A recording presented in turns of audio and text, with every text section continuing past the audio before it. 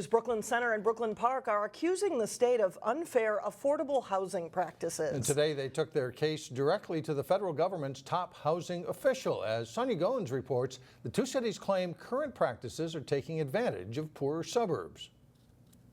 Affordable housing can enhance prosperity across the Twin Cities. The Mayflower Church in Minneapolis was ground zero for a frank discussion on affordable housing. Our community, as much as we're proud of it, has the dubious distinction of having some of the biggest disparities between black and white and brown wealth, income, and unemployment. Part of the dialogue centered around affordable housing in affluent suburbs. The current housing policy does not do enough to redirect funds to provide access to those experiencing poverty, building more units in affluent white neighborhoods where those in poverty can gain access. Officials in Brooklyn Center say 80% of their housing would be considered affordable, but they say the low rents and low mortgages bring along other problems. You were talking about education and how that affects concentrated areas of poverty. We have 4 school districts in Brooklyn Center. We see what it's doing to our school districts. We see what it's doing to our housing market. Brooklyn Park and Brooklyn Center are part of a complaint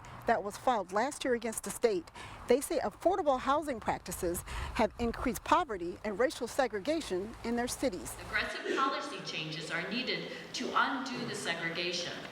If we do nothing, there will be more segregation in the Twin Cities and in many of the first and some of our second-ring suburbs. I'm proud of the work that we're doing. Housing and Urban Development Secretary JULIAN CASTRO says there needs to be more of a balance when it comes to affordable housing. We need to create greater opportunity for affordable housing in the suburbs of American cities like the Twin Cities, but we also need to reinvest in older urban core neighborhoods.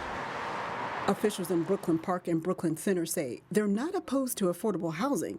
They just want other metro cities to jump on board too. If cities would lose federal dollars, park money, and other state infrastructure dollars, they would figure out a way to provide more affordable housing in areas of high opportunity. SONYA GOINS, 12 News.